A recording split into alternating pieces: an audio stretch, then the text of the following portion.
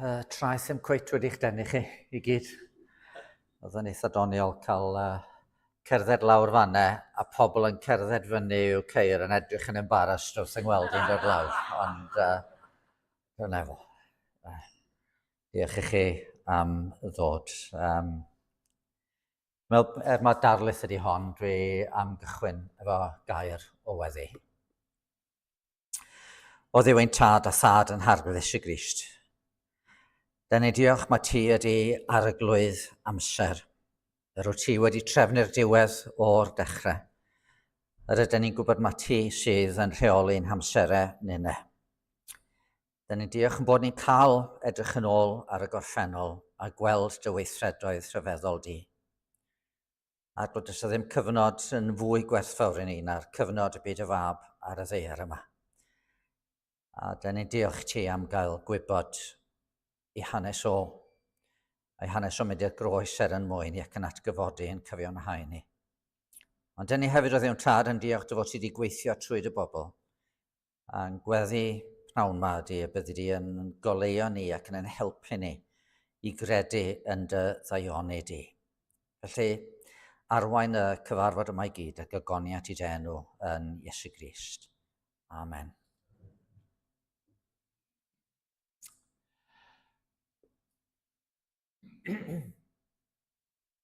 Wel, ar yrfa bywyd yn y byd, Bardd Gadair Olau. Thefnos yn ôl, nath Steffan ddod ar y ffôn a dweud, Dad, da ni angen rhywun I wneud y ddarlith hanesyddol. A felly, dyna pam ydw I yma ar hyn o bryd. Ond gobeithio bod yr hyn sydd gen I ddeud yn mynd I fod yn anogaeth I chi. Yn Steddfod Genedlaethol ymhen Bedw yn 1917, pan gyhoeddwyd ffydd genw'r bardd buddigol yng Nghysedlaeth y Gadair, nath na neb sefyll ar ei traed. Fel dyn ni'n cofio, fe nath y Gadair gael ei gorchuddio gan... Yn I weld, neitho symud ymlaen? Na. Nath y Gadair gael ei gorchuddio gan ryw glogyn di, a beth ers hynny, mae wedi cael ei adnabod fel y Gadair y ddi. Cadair wag yn cynrychioli ar ein olwg, holl gadeiriau gwag Cymru yn ystod yr oes hwnna efo meibion cymaint o deuluoedd wedi mynd ffwrdd i'r rhyfel a ddim yn dod yn ôl.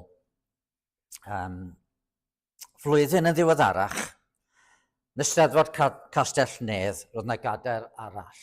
Y cysylltiad mawr rhwng y ddwy Gadair ydy bod y ddwy Gadair wedi cael ei cerfio gan yr un Saer, Eugene van Fleteren. Oedd yn ffoadur o Wlad Belg. I ddeud I gwir, oedd yn dod o dref ychydig filltiroedd o'r fan lle cwympodd heddwyn. A fo wedyn oedd wedi cerfio'r Gadair y ddi, a fo wedyn nath gerfio y Gadair flwyddyn ddilynol, y Gadair sy'n cael ei galw fel y Gadair olaf. Eleni mae'r ddwy Gadair fel dwy chwaer yn eistedd ochr yn ochr yn yr ysgwrn yn Rhawsfynydd. A oedd Iestyn Tain yn ceisio meddwl am yr arddangosfa. A dyma meddwl am y thema yma, y Gadair ddi a'r Gadair Olau. Mae Cadair Heddwyn yn ddi yn gyntaf, nid oherwydd lliw y coed, ond oedd tad Heddwyn, oedd cymaint o bobl yn mynd I eistedd yn y Gadair, fel oedd tad Heddwyn wedi defnyddio sialac I gyfro'r Gadair mwyn gwneud siŵr bod I ddim yn dirywio. Ond y diwch wrth gwrs yn cyfleu diwch y sefyllfa. Y Gadair arall, yn 1918, enillwyd gan fy nhad-cu, John Thomas Job, J.T. Job, a Iestyn yn meddwl, wel, y Gadair Olau, oherwydd oedd yn gyfnod newydd y flwyddyn honno 1918, dyma yr rhyfel yn dod I ben, ond hefyd, oedd ein gyfnod newydd ar un olwg I fy nhad-cu, oedd o'n gychwyn newydd fel petai gobeithio fydd hyn yn dod allan yn glir yn y ddarlith. Gallwn ni ddeud mae y Gadair ddu yn cael ei chynrychioli i ryw raddau gan y gerdd oedd Hedd Wyn, un o'r cerddi Hedd Wyn, gwa i fi fy mew mewn oes mor ddreng, a Duw ar drai ar orwel pell. O'i ôl mae dyn yn deyrn a gwreng yn codi ei awdurdod hell. Duw yn bell, pan deimlodd fyned ymaith ddiw, cyfododd gledd i ladd ei frawd. Mae sŵn yr ymladd ar ein cliw, a'i gysgod ar fythynod tlawd. Cerdd dywyll. Ar y llaw arall, falle gallwn ni feddwl am fy nhatgu, a yr emyn brofiadol honno, nath o ysgrifennu ar yrfa bywyd yn y byd a'i throion enbyd hi. Ni yma'r tywyllwch yna. Ond, o ddydd i ddydd, a ddawodd ef o leini'r nef i ni. O ddydd i ddydd ei hedd a ddaw fel gwlith ar ddistaw ddôl, a da y gwyr ei galon ef fod gorau'r nef yn ôl. Yn sicr mi wynebodd o droion enbyd, ond roedd ei ffydd wedi ei gynnal o trwy'r cyfan. Fe ganed J.T. Job, gawn ni llun nesaf, llun ohono fo yn ganol oed fanna. Fe ganed o ym 1867 yn Sunny Hill, Llandybia. Fe ganed ei yn fab i John a Mary Job. Roedd John ei dad wedi ei fagu yng Nglan y Ferry, ond wedi symud i Llandybia i weithio yn yr Odyn Galch i ddechrau, ac wedyn efo rhai cyfeillion eraill yn agor pwll glo Caer Bryn. Nepell o'r pwll glo yna ar Odyn Galch, roedd fferm T Saf, lle oedd William Harris, blaenor ac ysgrifennydd ac un o sylfaenwyr capel Gosen Llandybia. A merch i William Harris oedd Mary Job. Ac felly ymserchodd John yn Mary ac wedi priodi am nhw'n cael 5 o blant. William Mansell oedd wedi yn 1861, David Harris yn 1862, ond bu farw yn 1868. John Thomas Job yn 1864, ond bu farw yn ei fabandod. Wedyn Margaret yn 1866, a wedyn John Thomas Job arall felly yn 1867, fy nhatgu nath oroesi. Roedd y Gymru gan y Job iddi'n wlad drwm dan ddylanwad canrif a hanner o symudiadau nerthol o'r ysbryd glân. Oedd y diwygwyr o'r 19fed ganrif a'i dilynwyr ymlaen i ganol y 4edd ganrif ar 15 yn sicr yn llinach y Puritaniad. Bod gwahanol bwysleisiau o fewn y bobl hynny, eto Calfiniaeth uniongred oedd yr awyrgylch yn yr eglwysi. A roedd y cyfuniad o brygethu, cadarn, profiadau mawr y diwygiadau a gofal arbennig y seiadau wedi meithrin bywyd ysbrydol dwfn yn y genedl. Erbyn ail hanner y 4edd ganrif ar 15 felly, mi oedd angydffurfiaeth Gymraeg wedi dod i'w hanterth. Yr aelodau yn uchel o ran eu nifer, cyfnod codi capeli mawrion a ddath bron yn gysadleuaeth mewn ambell i dre neu bentre. A y capel yn ganolbwynt bywyd cymaint o Gymru.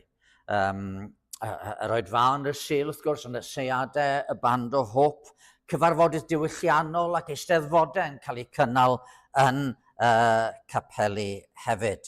A y pregethwyr poblogaidd oedd y celebrities yn y dyddiau hynny ynde. Rhai fel Edward Matthews Weni, John William Spring-Shenkin, Gwilym Hiraethog, John Hibber Evans ac eraill. Ond roedd Cristnogaeth ar un wedd yn ffynnu, roedd yna leisiau eraill hefyd. Y newigiad 1859 oedd yn sicr yn fendith fawr i'r wlad. Eto, bydd oth dipyn o ddiwynyddiaeth ffynnu o'r Unol Daleithiau i mewn. Oedd yn dysgu bod diwygiad yn rhywbeth gallai dyn i gynhyrchu dim ond trwy gyflawni yr amodau cywir. Ac efallai'n fwy heriol oedd dylanwad diwynyddiaeth yr Almaen, nad oedd ei effaith o ddim llawer yn yr eglwysi ar y pryd. Eto oedd yn dechrau, oedd yr hedyn yn dod, hegeliaeth, dulliau beirniadaeth lenyddol yn cael eu cymwyso at y Beibl. Oedd rhain yn treiddio fewn i'r prifysgolion a'r colegau a rai llyfrau. Ac wrth gwrs hefyd yn 1859, oedd llyfr Charles Darwin, The Origin of Species, wedi cael ei gyhoeddi. A pobl yn ceisio cymhwyso'r syniad yma o esblygiad fewn i fywyd yr eglwys. Ac erbyn dechrau yr 18fed ganrif, wel, oedd na yw optimistiaeth naif wedi gafel, gyda pobl yn credu bod y byd yn dod yn well a fydd y dyn cyn bo hir wedi concro ei holl elynion. Ond yn amser plentyndod Job, doedd y tueddiadau hyn ddim eto wedi gafel ym mywyd ysbrydol y capeli. Felly, beth am ei gefndir o? Mae dylanwed rhieni bob amser yn fawr ar eu plant, lles o weithiau ddim mor gadarnhaol, ond bendithiwyd Job efo tad a mam ysbrydol. Roedd ei dad fel ei dad cu ar ochr ei fam yn flaenor yn eglwys Gosen. Mi ddoth o'n ysgrifennydd yr achos. Mi oedd pregethwyr yn ymweld â'r cartre ac yn aros yn y cartre pan oedden nhw yn pregethu yna. Cafodd Job, dwi'n defnyddio'r enw barddol Job gyda llaw, dim amarch i J.T. Job neu fy nhad cu, ond dyna'r enw oedd pawb yn ei nabod oddi wrtho. Felly cafodd Job oed ifanc wrando ar sgyrsiau dwfn am athrawiaeth ar bywyd ysbrydol. Oedd ei fam o, Mary, yn enwog am ei dywioldeb gan ei llun nesaf. Dyna Job efo ei fam. Dyma be mae'n deud amdani. Dyma ei textbooks hi, y Beibl, y llyfr emynau ac esboniad James Hughes. Darllenodd pregethau Charles Carfyrddin ddwsinau o weithiau drosodd. Pregethau Jones Talysarn a phregethau Islwyn. Ei geiriau olaf hi ar ei gwely angau oedd, tyn fi, a mi aredaf ar dy ôl. Yn adleisio wrth gwrs y geiriau o ganiad Solomon, tyn fi a ni aredwn ar dy ôl, y brenin am dig yw ystafellau, ni a ymhyfrydwn ac ymlaw yn hawn y not. Ni a gofion dy gariad yn fwy na gwyn, y rhai uniawn sydd yn dy garu. A swn i'n gallu marw efo'r geiriau yna ar fy ngwefusau, fyddwn ni yn hapus iawn, iawn. Diddordeb mawr arall yn y cartre oedd y bardd Islwyn. Yng ngeiriau Job, yr oedd Islwyn yn ei thrydanu yn lan meddai am ei fam. Oedd hi'n hanner addoli'r bardd a roedd ei farddoniaeth a lle amlwg yn y cartre. A dyna oedd y celebrities, oedd gennych chi y pregethwyr, oedd gennych chi'r beirdd. Ac i Job yr ideal, dyma fo'n dweud fy ideal i ydy'r bardd bregethwr. Fel Islwyn ei hunan yn fardd ac yn bregethwr. Da ni'n siŵr pryd doth y bywyd ysbrydol na barddoniaeth yn fyw iddo, ond yn amlwg iddyn nhw ddod yn ifanc iawn. Oedd yn cymryd rhan y mywyd diwylliannol y pentre. Dechreuodd farddoni yn ifanc.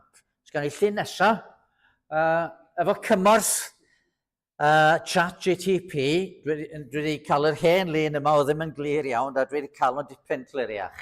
Rwan, hwn yn plygu drosodd fan yma ydy Job, John T. Job, fy nhad cu. Ar y chwith fan yma mae William Mansell hyd y gwelwn ni, trio adnabod o luniau pan oedden nhw yn hun. Sgan i'n syniad pwy y lleill, ond mae'n amlwg wedi bod yn ffreta rhywle. A fe dynwyd y llun yna yn 1879, pan oedd Job yn 12 oed. Ac oedd eisoes yn barddoni, ac oedd o yn 12 oed, gewn ni sleid nesaf, dyma englyn oedd wedi sgrifennu i'r Beibl pan oedd o yn 12 oed. Mynegfus i o'n, llawn daioni yw'r Beibl i'r byd a'i druennu.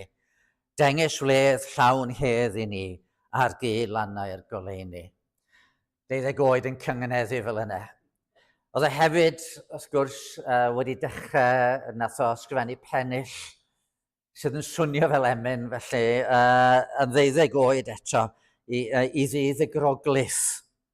Dydd hoelio iachawdwr ar bren, rhwng lladron ar galfar i fryn. Dydd trengu tywysog yn en, canu'r pechadur yn wyn. Dydd rhyfedd oedd hwn onid heilwen i wylo a drodd, wrth weled etifedd yn yn marw ar groesbren o'i fodd. Felly oedd yr Efengil wedi gafel ynddo fo yn ifanc iawn. Dylanwad arall, sgynna i ddim llun o hwn, ond ganddo ewys yr brawd i'w dad, Thomas Job, cynnwyl Elfed, oedd yn gymeriad a hanner un o bregethwyr mawr Sir Gaerfyrddin, yn enwog am ei ffraisineb. Ac un o'i gynghorion i'r bachgen ifanc oedd be pious and studious and pray much. Ac mewn teyrnged iddo, dyma fy natgu yn deud mor ddyledus oedd o i'w ewythr. Wedi derbyn i addysg elfennol yn Ysgol Genedlaethol Llandybia, a wedyn gweithio mewn gwahanol swyddfeydd, oedd yn amlwg yn teimlo'r alwad i'r weinidogaeth. Aeth i Ysgol y Gwynfryn, lle oedd Watkin Wyn yn brifathro i baratoi ac ymgeisio ar gyfer y weinidogaeth. Oedd 'na ambell un arall fydde'n gyfeillion oes iddo fo yn gwneud yr un peth fan'na. Watkin Wyn yn fardd coronog a chryfhawyd gafel Job ar y gynghanedd. Cwplaid gan Watkin Wyn am fy natgu. Hen foi net yw J.T. Job, i neb un sy'n ei nabod. Unrhyw un sy'n cyngeneddu, mae'r gynghanedd sain yn y linell gyntaf. Hen foi net yw J.T. Job yn un diddorol. Ond yn ystod y cyfnod yma, dyma'r teulu'n symud i Wyn Street yn Rhydaman, ond yn cadw'r cysylltiad agos efo Llandybia. Yn 1889, fe aeth i athrofa Trefeca.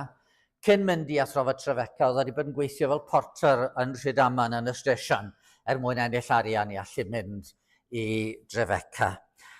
A fanno dod dan ddylanwad y prifathro Charles Davies, sy'n cael ei gydnabod fel un o ddiwynyddion mawr Cymru yn y cyfnod yna.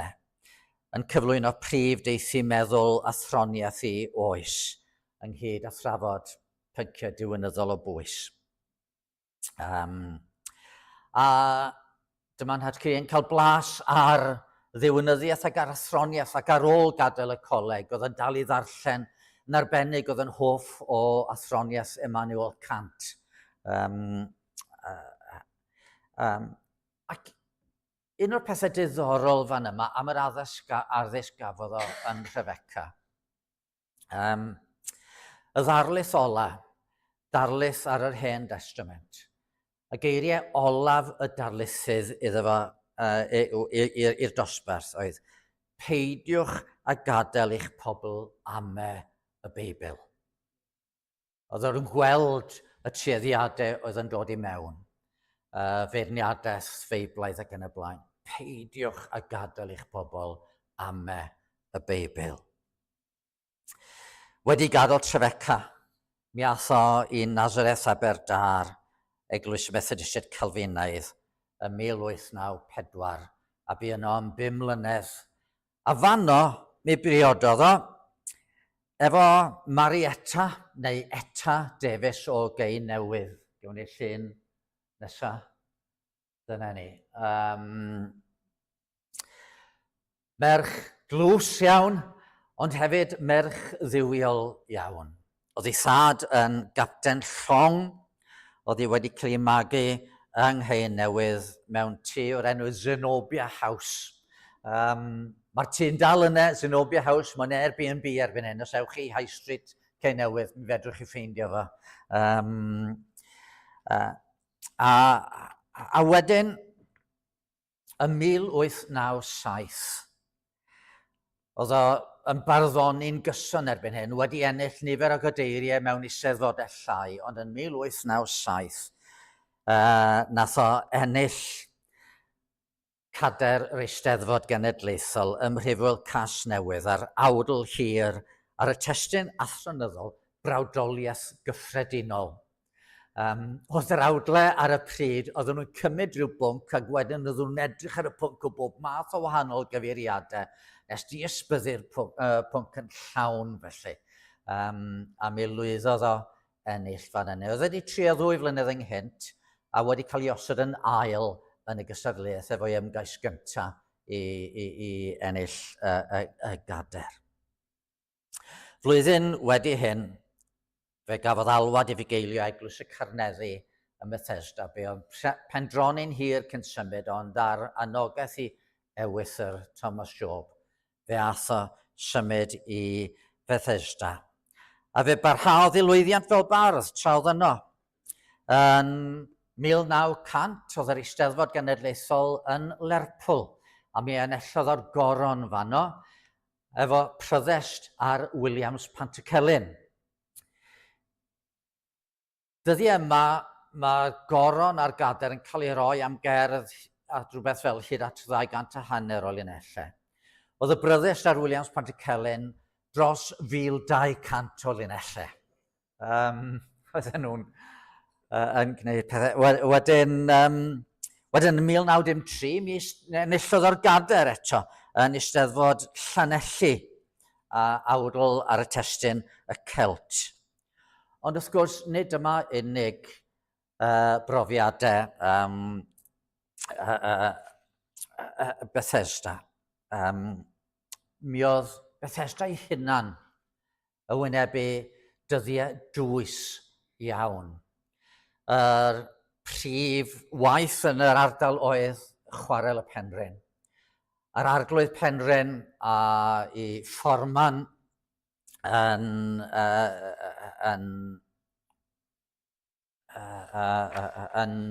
trin i gweithwyr yn wael felly ynde. Dwi'n cymysgu fy mapurau fan yma.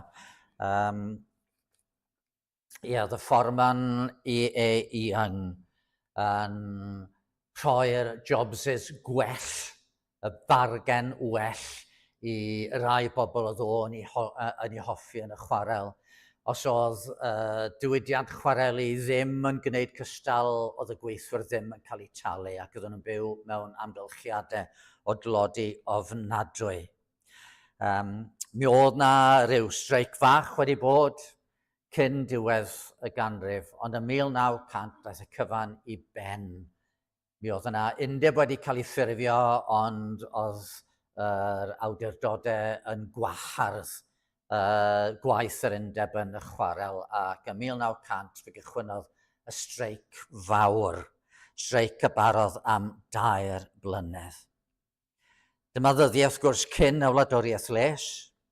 Gorfodwyd y gweithwyr i deithio i dde Cymru i gael gwaith yn y pyllau glo gan adael i gwrageddau plant i ymdopi gorau allan nhw, ath eraill ar draws yr Iwerydd i'r Unol Daleithiau, lle oedd eu profiad nhw yn y chwarel yn cael ei werthfawrogi.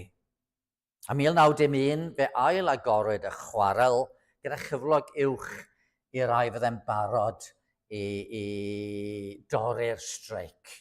Oedden nhw'n cael pint y gynffon fel oedd hi'n cael ei galw i'r cynffonwyr neu'r bradwyr. Ac oedd y pentre wedi cael ei rwygo rhwng y rhai oedd ar streic a'r bradwyr oedd wedi torri'r streic. Dyma'r arglwydd Penrhyn yn codi tai gwell ar gyfer y rhai wedi torri'r streic. A mae'r tai hyd heddiw yn cael ei nabod yn yr ardal fel tai bradwyr. Yn Hatci, yn gwylio'r dioddefaint, yn gwylio clodi enbyd, ac yn ysgrifennu'n y ddyddiadur, gall y cyfan gael ei arbed mewn un noson dim ond i un dyn newid I feddwl. Dim ond i'r arglwydd Penrhyn newid I feddwl. Oedd wedi effeithio ar fywyd y capel hefyd. Dwi'n cofio'n had yn sôn bod o wedi, bod yn hatgu efo un blaenor oedd yn weddiwr fydde fo'n tynnu'r nefoedd I lawr wrth weddio. Ond feiddi efo ddim gofyn iddo fo gymryd rhan. Oedd pe bydde hwn yn dod I gymryd rhan, bydde'r gynulleidfa I gyd yn cerdded allan. Achos oedd o yn un o'r bradwyr. Yr un o'r rhai oedd wedi torri'r streic. Yn hatgu yn dweud, dim ond un bradwr sydd fan yma, yr arglwydd Penrhyn I hun. Felly, oedd nhw'n ddyddiau dwys ofnadwy, a be welodd o ddioddeffaint. A byth ar ôl hynny, oedd o bob amser yn ceisio osgoi anghydfod, oedd o'n casau anghydfod. Flynyddoedd yn ddiweddarach, oedd yn amlwg bod yna broblemau yn y byd barddonol, yn y byd eisteddfodol, a pobl yn apelio ar iddo fo ymgeisio I fod yn archdderwydd, achos oedd nhw'n teimlo fodd yr unig un fyddi gallu tynnu pawb at ei gilydd. Ond so oedd yn ofid yn yr ardal, mi nath o brofi gofid I hunan. Cyn cyrraedd Bethesda, mi oedd o ag eta wedi cael hogan fach yn Aberdâr Olwen. Gawn ni'r llun nesaf dyna hi, a fyntyn ennill Cadair Eisteddfod 1895. Ond blwyddyn yn ddiweddarach mi fuodd Olwen farw.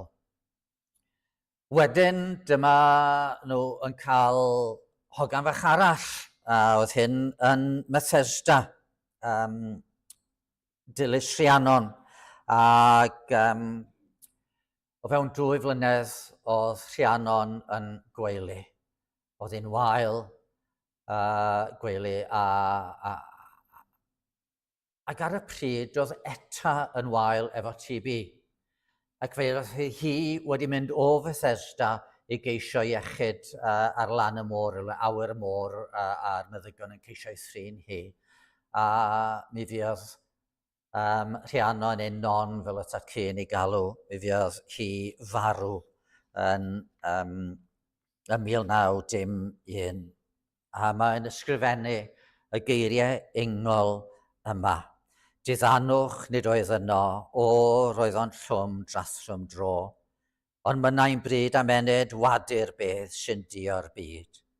Ac oedais, clisfeiniais fel un aruniog yr anwel, yn disgwyl eilchwyl am wen a llais eang llys awen. Non yn marw. A mae'n ysgrifennu ar ôl iddi farw, felly a dioddef yn hir. Yr wythnos diwethaf oedd wythnos dywyllaf y mywyd hyd yn hyn. Gwasgwyd fi I gyfyngder ofnadwy, gweddais ar ddew, arbed, ond nid dyna ei ewyllus ef. Yr wyf fel llestr mewn y storm at rygaredd y tonnau, eta I ffwrdd a minnau'n gorfod claddu'n on fach heb iddi ei gweld. Eto. A dyma lle dyn ni'n gweld o ddydd I ddydd a ddawodd ef o lein i'r nefyn ni. Eto, rhaid fod ganddo ef amcan gogoneddus yn hyn oll.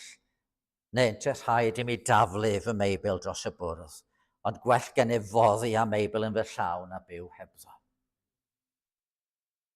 Oedd gwirionedd yr Efengyl yn gafel yn ei galon fel doedd o ddim yn gallu troi oddi wrthi. Wedyn y 1912, yn 1911, fe anwyd y mab iddyn nhw, Aneirin, ond dechrau 1912, bu farw eta i'w wraig. Gynhadledd Job yn nyrsio Aneirin bach, os oedd Aneirin hefyd yn wael. Ac yn bo hir, cyn ychydig o fisoedd, mi oedd Aneirin wedi marw. Mi gollodd o'i wraig a'r 3 plentyn. Beth oedd yr ideal o fod yn bardd bregeswr? Pa statws oedd hwnna yn wyneb y colledion yma yr oedd o yn ei wynebu? Ond nid jyst problemau oedd yn Bethesda. Gaeth ddarllen o'i ddyddiadur o ar ddiwedd 1912, ar ddiwedd y flwyddyn pan oedd o wedi colli Aneurin a'i wraig. Dyma flwyddyn arall lawn o drigareddau wedi mynd heibio. Pa sawl blwyddyn sydd i mi eto tybed? Rwyf yn gadael cwbl yn Olau ef, y bugel da, gan erfyn arno'n tywys yn yr hen lwybrau. Diolch am yr amddiffyn mawr fi drosof eleni, ac am gael fy nghadw rhag cyflawn i pechodau ysgeler. A mae'n gweddio rwan ar ddiwedd y flwyddyn, dy ysbryd sanctaidd dyro, i'm goleuo, i'm hyfforddi ac i'm cadw'n byr. Mae eto fach ac olwen a non ac Aneurin bach yn dy nefoedd dy hun. Tywys fynnau atyt i'r aneddle lonydd yn damser da dy hun mwyn Iesu Grist. Amen. John T. Job, noson ddiwethaf y flwyddyn 1912. Yn bellach ymlaen y Bethesda, y 1914, mi oedd yna bethau yn dechrau digwydd. Dyma nhw'n dechrau digwydd yn Ne Cymru, wrth gwrs. Oedd yr ardal yn dal dan gwmwl, roedd y streic wedi dod i ben, ond yr arglwydd Penrhyn oedd wedi ennill y frwydr. Ond os oedd tristwch, doedden nhw ddim heb obaith. Oedd na ryw hiraeth. Mae Job yn deud, bu yna drydar tawel am fisoedd. A dyma hanes yn dod o'r de, bod Duw yn symud, bod Duw ar waith efo y diwygiad.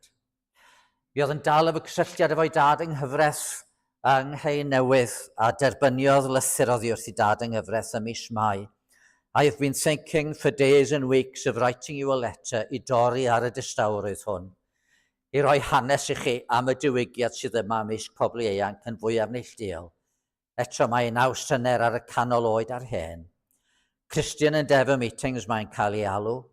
Mae amlwr cyfarfodydd yn torri allan yn y diwedd, ni wyddant pam oddi wrth ei hunain mewn moliant i ddiw. Rhai'n gweddio, eraill ar y hanner y weddi yn torri allan i ganu. Ond sôn am rai, fel Flori Evans, Maud Davies a May Phillips. Flori Evans yn byw rhyw 2 ddrws i ffwrdd. Merched oedd, wrth gwrs, yn amlwg yn mynd efo Evan Roberts yn adeg y diwygiad. Ac wedyn, the last place was last night overpacked. Mae hen feddwon yn dod i mewn ac yn y cyfarfod yn gweiddi allan yn weddi drostynt ac yn moli Duw cyn mynd allan. Ac wrth rannu hwn yn Bethesda, fe gododd hiraeth yn yr ardal. Mis Tachwedd, dyma nhw'n trefnu wythnos o bregethu efo parchiw Hughes Gweinidog efo'r Wesleyed yn dod i bregethu. A fy nat ci yn ysgrifennu yn ei ddyddiadur. A'r diwygiad wedi dod yma, diolch byth. Yr arwydd mawr oedd bod y gwragedd yn cyfarfod yn y pnawn yn y ceie ac yn dod i weddio. A fe berhaodd hyn am fisoedd oedden nhw'n dod bob prynhawn yn llenwi'r ceie ac yn gweddio. Roedd 500 o wragedd yn y cwrdd gweddi ar y dydd Mercher pan oedd Hughes yn pregethu yno. A dyma nhw'n trefnu wythnos arall o bregethu. Ac eto, oedd yn atge'n dweud yn ei ddyddiadur, rhyw deimlad mae blaenffrwyth oedd hwn bod mwy i ddod. Ac ymhen 2 wythnos, mi oedd Joseph Jenkins yn y gogledd. Oedd Joseph Jenkins yn atge yn ffrindiau fo nath weinyddu yn ei briodas efo Eta. Joseph Jenkins efallai'n fwy ar oedd y cael yn y diwygiad nag Evan Roberts pe bydden ni wir yn olrhain hanes y diwygiad. Oedd o yn pregethu ymlaen y Ffestiniog, ond achos bod yn nabod Job, dyma Job yn ei alw fo draw, a dyma fo'n dod i Bethesda. Ac ar nos Iau cyn y Nadolig, pregethodd Joseph Jenkins ar Philippiad yr ail benod, y gadnod 1 i 3, a'i bwyslais oedd ar Dduw yn gweithio yno. Rhaid iddo ef gael ei ffordd yno. Roedd y bregeth drwyddi, meddai, yn gorchfygu bob cam y cerddau. Ceisiodd Job ddisgrifio yr hyn a ddigwyddodd iddo. Teimlais yr ysbryd glân fel cenllif o oleuni yn perim natur siglo drwyddi. Gwelais Iesu Grist, ac aeth fy natur yn llymaid wrth ei draed, a gwelais fy hunan a mi a ffieiddiais. A pheth mwy a ddywedaf. Nid oes gen efo'n gobeithio nad wyf yn twyllo fy hun, ond y mae cariad Duw yn angau'r groes yn ofnadwy o rymus. Ac i fod o yn Gristion ers blynyddoedd, mae'n ysgrifennu'n ei ddyddiadur, tybed ai dyma noson fawr fy nghadwedigaeth. Dyma'r noson fydd mi gofiaf. Canadleisio, wrth gwrs, eiriau Williams Pantycelyn. Bore dilynol ath Joseph Jenkins a'i gyfeillion yn ôl i dal y sarn, ond parhaodd y fendith yn ei grym y Bethesda. Ac esgor ar weithgaredd rhyfeddol. Diwrnod dolig eithon nhw i fetws y coed, a pregethu fanno a dwyn rhai i ddwyn tystiolaeth o bydden wedi profi a'r diwygiad torri allan y metws y coed. Wedyn gallen ni ddeud bod ysbryd gweddi wedi gafel ym Mhobol. A dwi'n cofio siarad efo'r rhai yn Bethesda oedd yn sôn, mam, oedd hi'n gweddio trwy'r amser. A bron yn filornus yn sôn amdani'n gweddio trwy'r amser. Ond yn amlwg oedd ysbryd gweddi wedi gafel yn yr ardal, a fi oedd weddio bob pnawn am fisoedd lawer ar ôl hyn. Oedd cymod yn dod i'r pentrym oedd wedi cael ei rwygo gan y streic. Rhai pobl yn deud, dwi'n gorfod gollwng fynd ar y cysineb sydd gynnau ar gyfer y bradwyr. A cymod yn dod, a pobl yn maddau i'w gilydd. Rhai pobl yn gwrthod dod i gyfarfodydd y diwygiad, achos doedden nhw ddim eisiau maddau. Oedden nhw'n gwybod pe bydden nhw'n dod, bydden nhw'n cael eu hynna'n gorfod plygu ac yn gorfod maddau. Felly oedd yna rai pobl yn gwrthod dod yn atgu yn deud, dyn nhw'n rhoi cyfle i'r ysbryd glân. Ond ffrwyth gwaith Duw yn yr ardal yn arbennig. Y peth amlwg fel yn hystiolaeth yn atgu oedd y groes. Thema fawr yn y diwygiad oedd cofio y gwaed. Ac oedd yna lawer o emynau wedi cael ei ysgrifennu efo cofio y gwaed yn gytgan yn yr emynau. A gweithgaredd mawr. Enghraifft yn Ionawr 1995. Fe bregethodd Job 8 o weithiau, cynnal cyfarfodydd awyr agored yn Llangefni a llefydd eraill, arwain 43 o gyrddau gweddi a pheder seiat, i gyd o fewn 1 mis felly.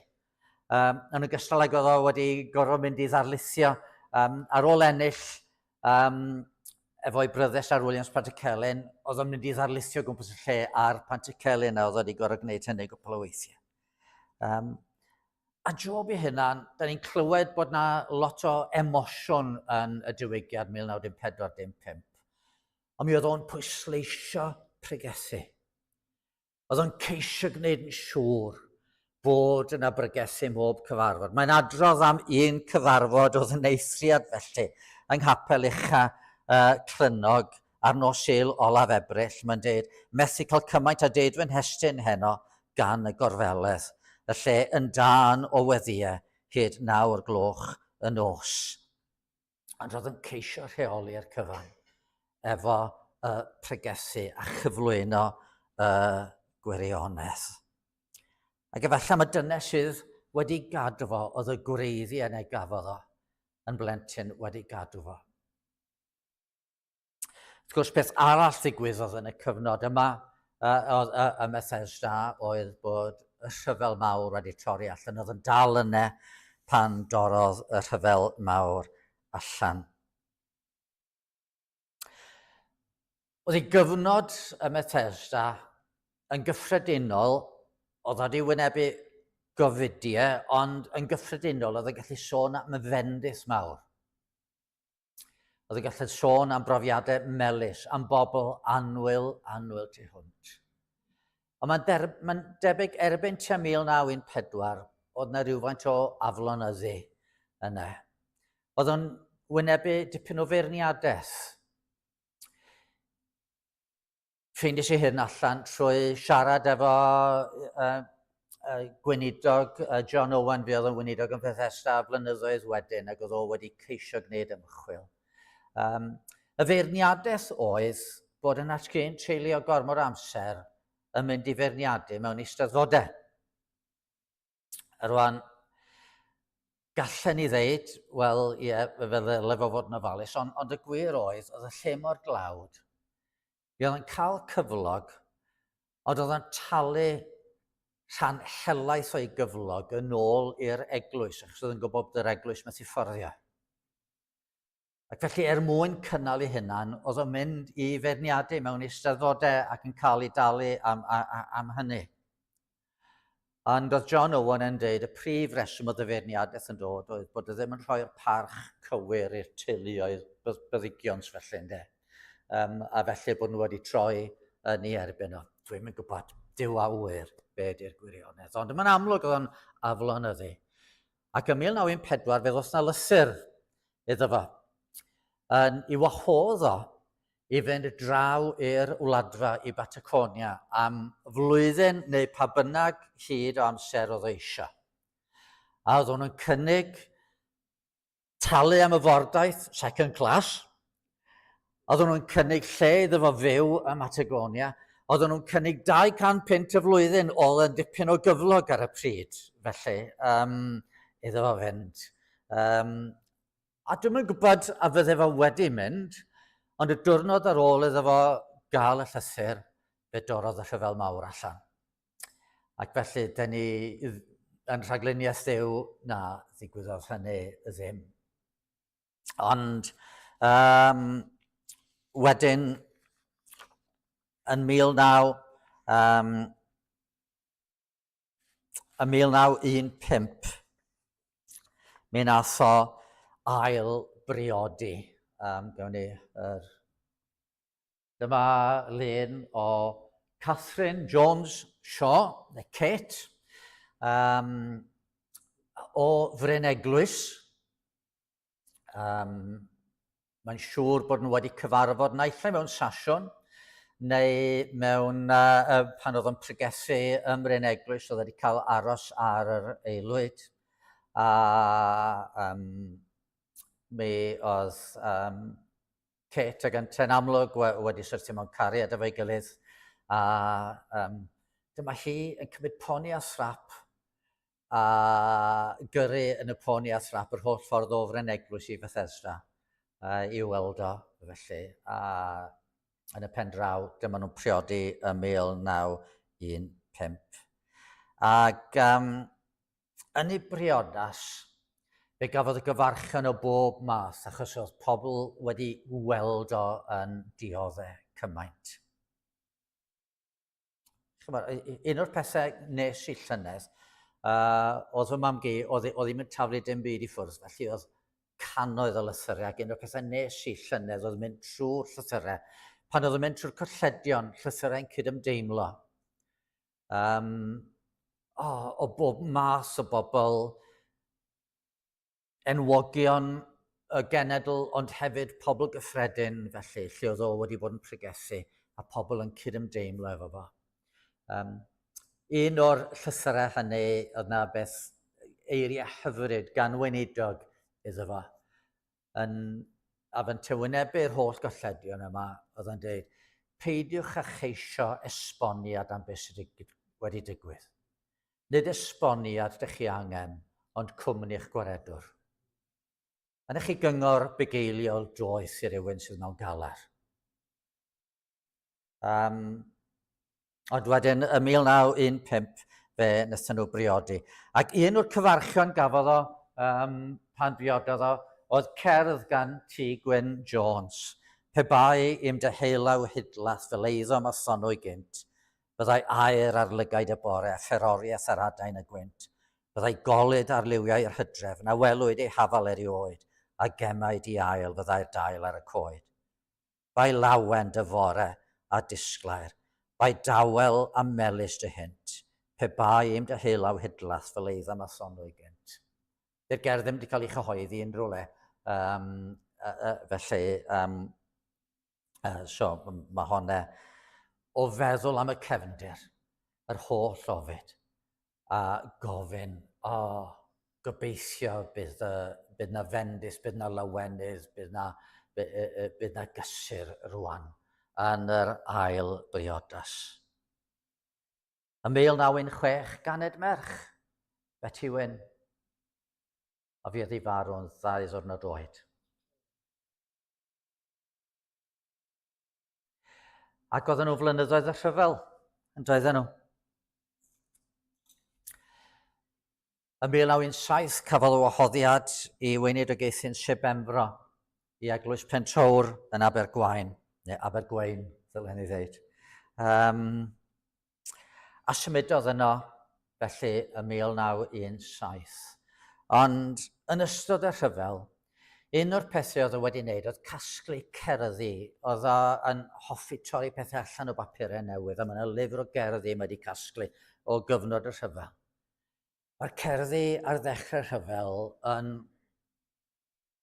dyma ni, da ni'n ymladd dros y gwir, da ni'n siŵr o ennill, ac yn y blaen, annog y rhyfel.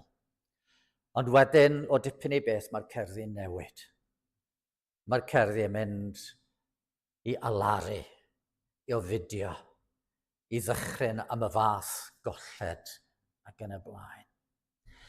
Ac oedd o'i hynna'n wedi i ddal fyny achos fe gafodd o i orchymyn i fynd ar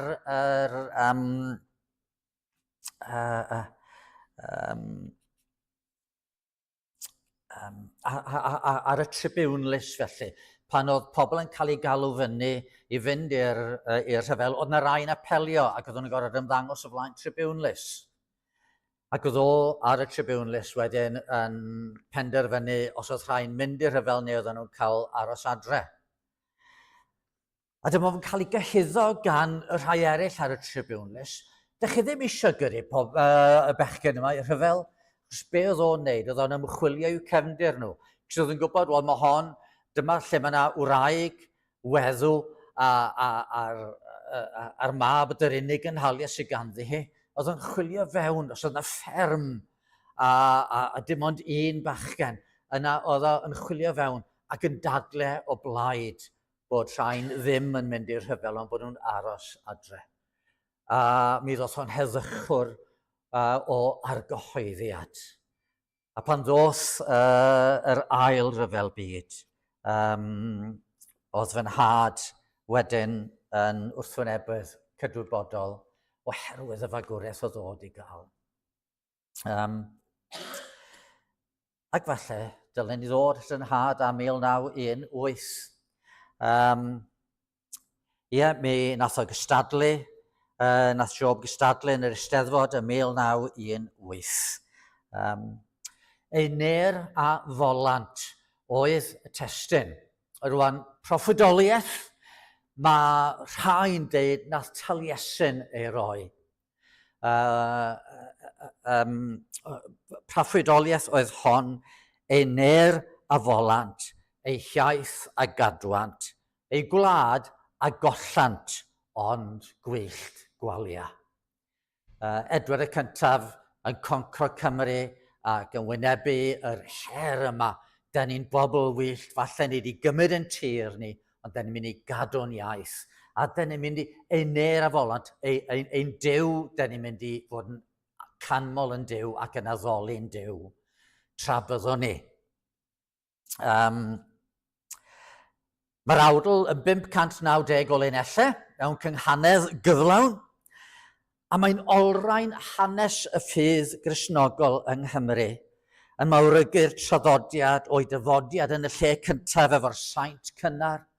Mae'n sôn am oes dewi, mae'n sôn am y mynachlogydd, y Puritaniaid, ac wrth gwrs diwygwyr mawr y 19fed ganrif a'r 4edd ganrif ar 15.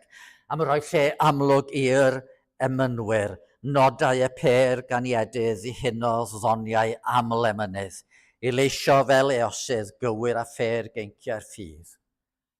Un arall mae'n enwi yn dirion oniderus gwen yr ior ar forgan Rhys.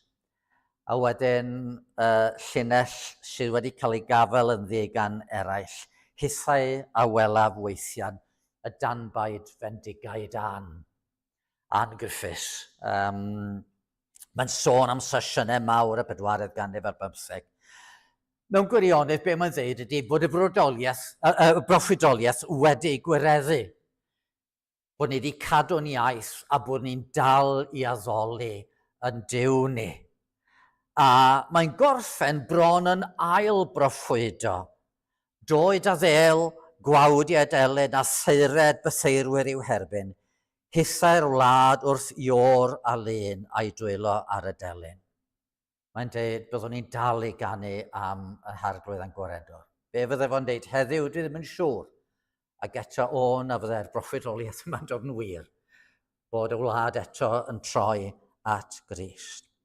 Rwan, ei ffug enw oedd Ennaf, ei ner a folant, Ennaf.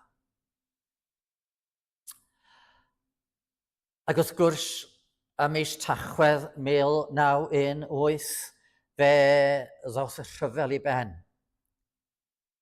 Ac felly mae'r Gadair wedi dod i gynrychioli cyfnod newydd, cyfnod o obaith, cyfnod pryd oedd y rhyfel yn gorffen. Ac yn ddiddorol iawn, oedd yr hanes wedi dod bod y cadoediad yn mynd i ddod ar yr 11 o Dachwedd, dydd Llun 11 o Dachwedd. Ond oedd pobl yn gwybod cyn hynny. Ac ar y 10 o Dachwedd, mi oedd o yn mynd ar y tren i Bregethu. Ac ar y tren, dyma fo'n ysgrifennu emyn. Emyn yn dod iddo fo, bron yn llifo wrth ddod iddo fo. Arglwydd nef a deiar, gariad holl a lleog, rhyfedd oedd o'i thineb a pherffaith yn dy waith. Cerddais dar y tonnau drwy y storm gynddeiriog, a bu tawelwch wedi'r ddrycyn faith. Yn sôn am yr heddwch oedden nhw yn gobeithio profi fel gwlad. Ac yn y trydydd pennill o'r emyn, maddau dirion arglwydd ddirfawr fai a boblaidd. Maddau rwysg a newiol ein holl beneithiaid ni. Tywys hwynt i llwybrau, arglwydd ior a llioedd, llwybau hyfrydwch dy gymdeithas di. Maddau arglwydd, maddau fydd o thlan faddeuant, targas y sainebol y saint, o oes i oes.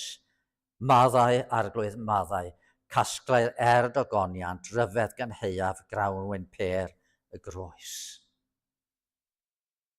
Yr heddwch yn golygu cymaint, y gobaith, y golau. Ond oedd na fwy. 5 diwrnod yn ddiweddarach, fe anwyd mab. A be oedd enw'r mab yn mynd i fod? Ennaf. Ennaf Morris Job. A hwn yn goroesi. Dyna pan mod i yma, wrth gwrs. Hwn yn goroesi. Ac yn Abergwaun, fe ddoth cyfnod o heddwch i fywyd. Hyd y gwyddon ni nath o ddim wynebu brwydrau mawr ar ôl hynny. Mae yna hanesion, mae'r amser wedi mynd, does gen i lot o amser i rannu, ond gai rannu rhai hanesion. Yn Abergwaun ar y pryd, Oedd Job yn weinidog ar y Methodistaidd Calfinaidd. Oedd Dan Davies yn weinidog ar yr Bedyddwyr. Ac oedd H.T. Jacob yn weinidog ar yr Annibynwyr. Dan, Job a Jacob. A be oedden nhw'n dweud oedd bod Dan yn adnabod ei bobl. Oedd Job yn adnabod ei Feibl. Oedd Jacob yn adnabod ei hunan. Be mae hynna'n ei olygu am ei pregethu nhw, dwi ddim yn gwybod. Ond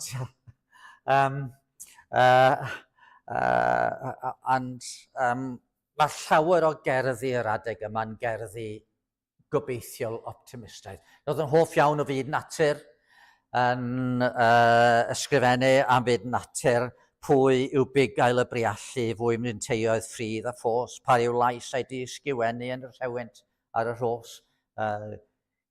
Cerdd oedd yn boblogaidd iawn ar un adeg.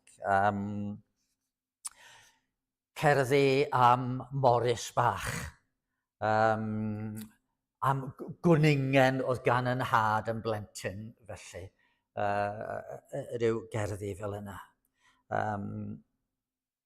Ar ôl ennill tair Cadair a choron, nath o ddim trio eto am un o'r prif gysadlaethau, ond mi fydd o'n beirniadu sawl tro yn genedlaethol. Na hanes amdano fo'n bysgota, a dwi'n mynd siŵr os oedd o'n yn Abergwaun neu Bethesda, oedd o'n bysgota ac oedd wrth i fodd, ac lle oedd o'n bysgota un diwrnod. Ac yn sydyn dyma'r cloch yr eglwys yn canu, naill lle yn Abergwaun neu yn Bethesda. Yn sydyn mae'n cofio, oedd y fod yn arwain seiat. A rhedeg lawr o'r mynydd o'r rhedeg adre, newid yn sydyn yn mynd i'r capel i arwain y seiat. A dad yn sôn bod ganddo fo hiwmor iach felly. Cymharu Job a Nantlais, oedd y ddau, oedden nhw'n perthyn o bell, ond oedden nhw'n ymwneud â'i gilydd dipyn. Pan nath Nantlais gael trwydigaeth, mi roddodd heibio yr eisteddfodau ac yn y blaen i gyd y barddoni fel yna. Nath Job barhau. Be oedd y gwahaniaeth? Wel, dwi'n meddwl un Nantlais oedd barddoniaeth wedi dod yn eilyn iddo fo.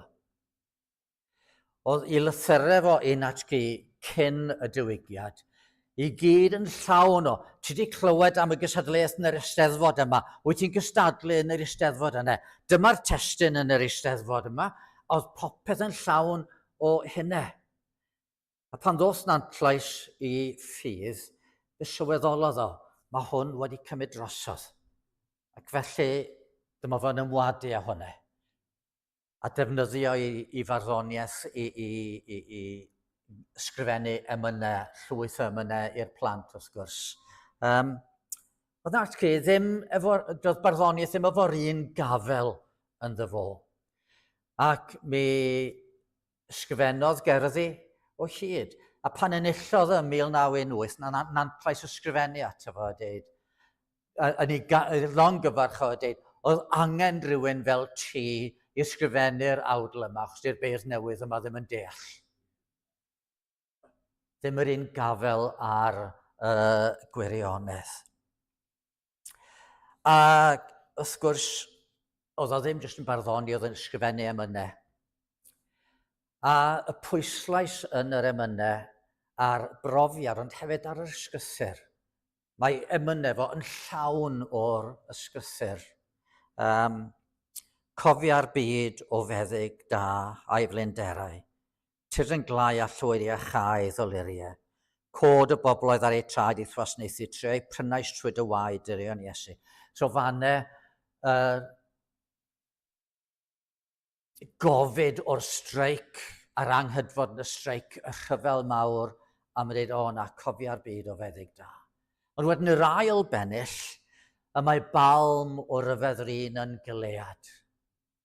Ac mae yno beraidd wyn drwy Folgariad. Yno mae'r ffysigwr mawr, deiwch ato, achyd genwch deulu'r llawr, diolch iddo. Dyfynnu o Jeremia, lle mae'n sôn am y falm balm, ond nid oes na falm o Gilead. A'r ffisigwr yna.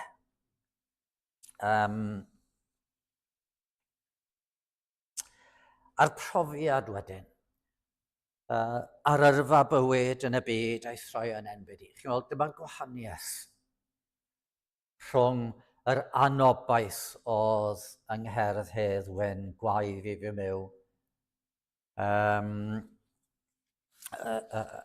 mewn oes mor ddreng, felly. Ar yrfa bywyd yn y byd a'i throi yn enbyd hi, o ddydd i ddydd a ddawodd fel ein i'r nef i ni. Fy enaid dring o ryw i ryw, heb ofn i briw na haint, yn ôl dy ddydd y bydd dy nerth ar lwybrau serth y saint. Profiad Job oedd hwn. Y troion enbyd, ond gras Duw yn dod. Y bywyd uchelwyl ei waith ar hyd ei daith bob dydd, a'r sawl yn new am gryfha, a gaif o'r pwysfa'r ffydd. O ddydd i ddydd ei hedd a ddaw fel glith ar ddistaw ddôl, a da gwyr ei galon ef fod gorau'r nef yn ôl. Wel, gorfoleddau teulu'r ffydd yn llafer iawn ei llef. Coedded pawb o ddydd i ddydd ei achawdwriaeth ef. A'r gafel yma, olygodd bod o ddim wedi mynd lawr y ddiwinyddiaeth rhyddfrydol. Un o'i gyd-efrydwyr yn ysgol Gwynbryn oedd gwili. Bardd a phregethwr felly. Ond fe ath gwili a oedd yn amlwg wedi cael ei ddefnyddio yn ddiwygiad 1954-55. Ond wedyn mi ath o lawr y llwybr rhyddfrydol. A diwinyddiaeth rhyddfrydol, cyfleidio'r ddiwinyddiaeth rhyddfrydol. Ond na felynodd ffynat ci wrth y ffydd. Mae'r amser di mynd, ond gael jyst gorffen efo un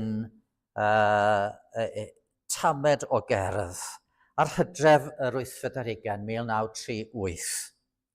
Fe anfonodd o gerdd i mewn i'r trythodydd, fy nghalon, a mae'n siarad efo ei galon. Ac yn fan yma, mae yn deud, ist, pwy a eilw ar fennau di, drwy daml a dwys guriadau di. A'r arfaith curiad calon Duw yn prysur fesur fy amser yw. Oedd o'n teimlo rhywbeth fanna? Oedd wedi cael argoel o rhywbeth? Drwy gydol fy oes yn ffyddlon im, na dydd na nos ni hynais ddim. Fe geiliast fan adol megis nam rhag palliad effoddio'r fflam. Ti'n curo ar hyd fy mywyd i, ond och, yn rhythr fy mywyd gwyr, y mywyd wedi gwyro, pechais yn derbyn Duw a wyr, clybym dy lamau gwyllt a sgri a gwgau'r cread arna fi, a oes maddeuant gyda thi. Ac wedyn bellach ymlaen yn y gerdd mae'n deud, ond beth yw'r galw o'r pellter mawr? Y pellter uwch pellterau'r llawr. Fe mhidwyd gan y gobaith gwell, ddoedithau gyda minnau ymhell tu hwnt I dranc a bail lle tardd y bywyd sy'n ddi-drai, a bair I galon nef a llawr, gyd gyro fydd ar galon fawr. Wythnos wedi ddafodd anfon hon fewn i'r trythodydd, fe fuodd o farw. Oedd wedi cael argoel bod y diwedd yn agos. Yn annisgwyl, doedd neb yn disgwyl iddo fo farw, oedd wedi trefnu I bregethu y diwrnod wedyn, ond wrth gwrs gafodd o ddim.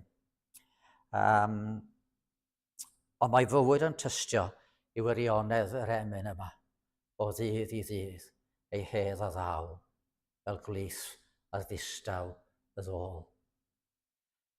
A dyna pam bod Gadair 1918 yn Gadair Olau. Cyfnod newydd, cyfnod gobeithiol, cyfnod nedrych ymlaen, cyfnod I arddel y ffydd. Chydig bach yn ddidrefn pnawn yma, ond gobeithio bod hwnna wedi rhoi rhyw flas I chi o werth ffydd yn wyneb profiadau anodd bywyd. Diolch yn fawr.